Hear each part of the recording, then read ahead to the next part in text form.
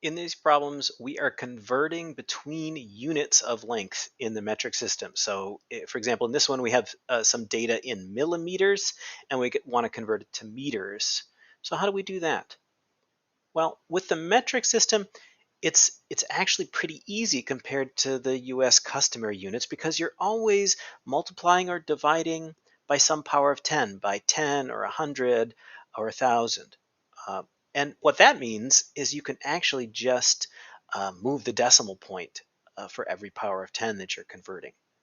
Let me show you how this works. It says last week a coral reef grew 20.3 millimeters taller.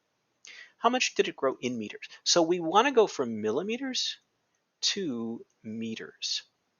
So we're going from a smaller unit to a bigger unit. And one thing to sort of wrap your head around is that when you go from a smaller unit to a bigger unit, the amount, the number part, is actually going to get smaller when you express it in a bigger unit. For example, if I had something that was 12 inches tall, that's only 1 foot. A foot is a bigger unit than an inch. So when we go in that direction, the number actually gets smaller. So that's what we should expect to see with this one.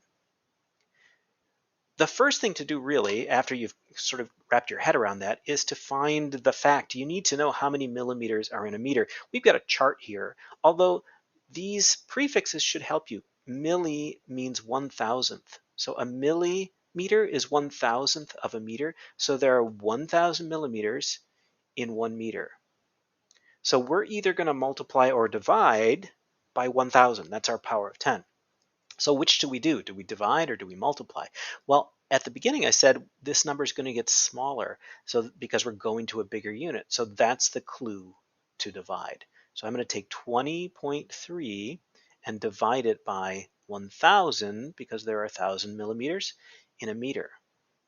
Now, dividing by 1,000 means moving the decimal point to the left as many places as you have zeros in your power of 10. So 1, 2, 3. So we put the decimal point here, and you notice I've got this extra place. So we have to fill it in with a 0. So 0.0203, and this is now in meters. Let's try one more of those. So this next one says, Ali is on the swim team.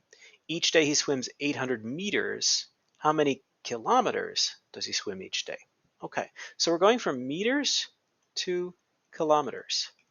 Again, now a kilometer, kilo means 1,000. So a kilometer is 1,000 meters. Kilometer is how you'd measure, long distances, like how much you'd drive. So we're going from a smaller to a bigger again. So we're definitely going to divide. And then we just need to know how many meters are in a kilometer. Well, we do have a chart up here. So a kilometer is 1,000 meters. But that prefix kilo, you should get used to that. That means 1,000. So we're going to divide by 1,000. So this is 800 divided by 1,000. And just like before, I'm going to move that decimal point, the same number of zeros as are in my power of 10, moving it to the left because we're dividing. So 1, 2, 3. So I get 0.8. And I don't have to write those trailing zeros. They don't add any meaning to this. So this is 0.8 kilometers that Ali swims. So that's a little bit of work with converting between metric units of length.